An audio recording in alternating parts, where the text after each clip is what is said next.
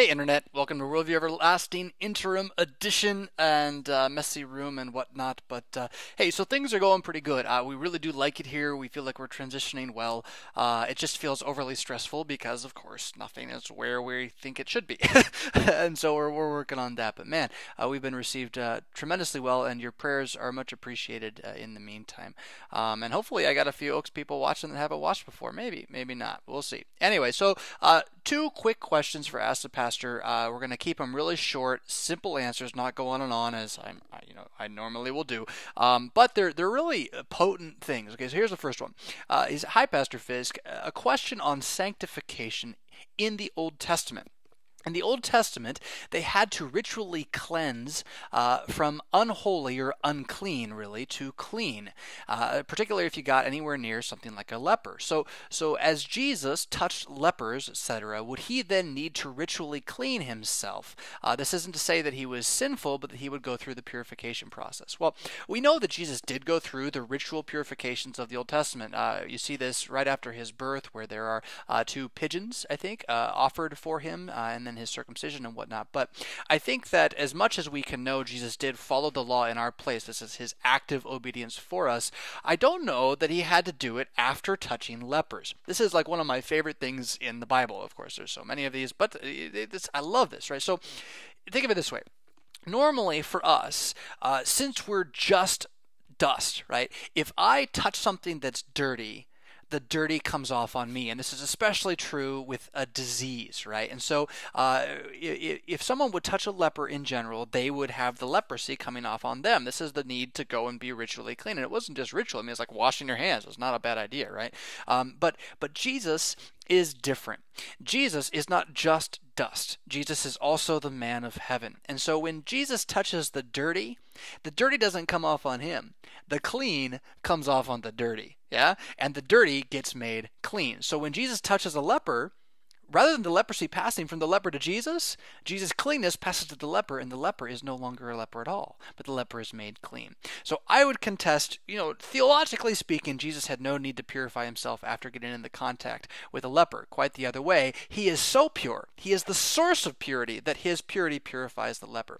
There's this too then, he is the reason that purification needed to happen. He's so pure as the Ark of the Covenant in the Old Testament, the God hovering over the mercy seat, that you had to come into him prepared to receive his purity. Well, now he's come out of that temple, out from behind the curtain, and he's out just unleashing this purity on the world, particularly through the cross and through the Lord's Supper and whatnot now for us. But he has no need to purify himself for himself. Yeah, if and when he keeps the old covenant law, it is for us and for you, not for himself. He has no need to be ritually clean for himself. He is the cleanness come out from behind the curtain to clean the world. And you see this as he touches the leper and he touches the blind, and bam, his cleanness rubs off on them. All right, second question.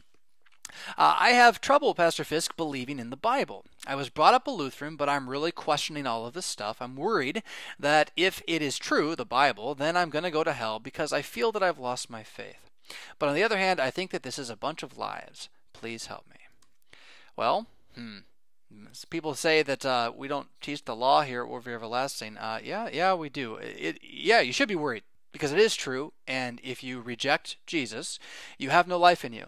Right? You're going to die, and that's at best, assuming the atheists are right. At best, that's it. Yeah. Eat, drink, be merry, because once you're dead, it's over. Get what you can while you can. Good luck. Yeah, that's your gospel. If you are an atheist, okay? So, at worst, yeah, you're going to burn in hell. Hell is where the devil and all who are aligned with him will go. And that's all who are born on this world in sin, all who are born in the unbelief of Adam. And so choosing that unbelief, if you're going to run that direction, I feel for you. I'm not saying this because I want to be mean to you. It's like, come on, dude, wake up, hello. And the fact that you're asking this question tells me that you're not as much an unbeliever as you think you are. You're doubting, you're struggling, you probably aren't getting fed the answers that you need from the Word, which does make a lot of sense, and it's not a bunch of lies. In fact, the places where the Word is hard to believe are so rare compared to where it is just so obviously true. that you're asking this question is a good thing. It's your faith looking to be fed with some answers. And so here's your answer. Yeah, if you're going to segregate yourself from the man who beat death, then you're going to get the wages of death, which is the second death, which is the fire of perdition for every evil thing that you've ever done, right? Even the atheists know that it's mean, it's mean to steal somebody's stuff or murder someone in cold blood. Well, how do you know this? Well, because it's true. It's wrong. It's wicked. And the reason it's wicked is because it's against what we were designed to do by the holy God who made us the way that we are.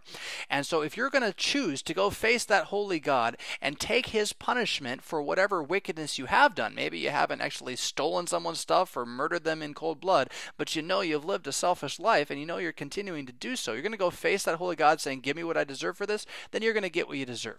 The whole thing about Jesus dying in history and rising from the dead in history is to be the payment for that wickedness in our place, in your place. He's done it and he's baptized you into it. Now, my guess is that's not like at the heart of what you're like, this stuff's a bunch of lies thing. Like you're struggling with Jonah being swallowed by a fish and with six-day creation and maybe even with, the definition of marriage and feminism and all this stuff. Well, those things are true in the Bible, but really you don't want to reckon with those things first. Don't look for your answers to those things first. Look for the answer to like, who am I? Where did I come from? Like, how did we get to this place? Because evolution, frankly, doesn't explain it. The best I can do is the Big Bang, and that's not much of an explanation. That's the God of the gaps theory, which is what they accuse Christians of all the time. It's the, well, we're not really sure, something just happened answer. So how did we get here? Who are you? Are you merely random matter accidentally bound together by chance with no actual purpose or even really understanding or truth? Or are you something more like a creature, something that was planned and designed? Is there such a thing as purpose and meaning? Who am I? What's my problem? Why am I even asking these questions? Well, because there's clearly evil in the world and it had to come from somewhere. So it's either from God or from us. And if it's from God, well, goodness, we're all in big trouble. And if it's from us, well, then we're in big trouble if something doesn't fix that, yeah?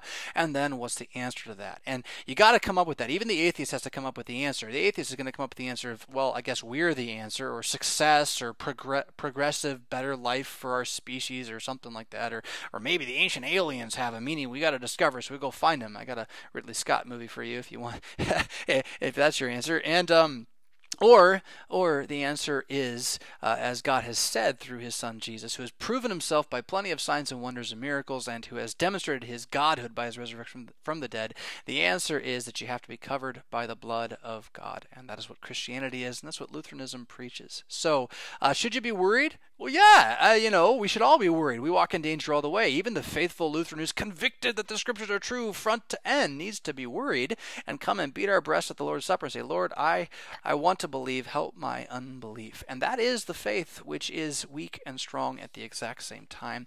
And in a faithful church, you're going to hear nothing but forgiveness preached over that, because the law ain't going to save you. Me telling you, well, you better repent and be better. Well, that ain't going to do it. Here's the fact. Jesus has risen from the dead for you. This is the truth. This is what has been done, and it is God's declaration to you that he's saved you.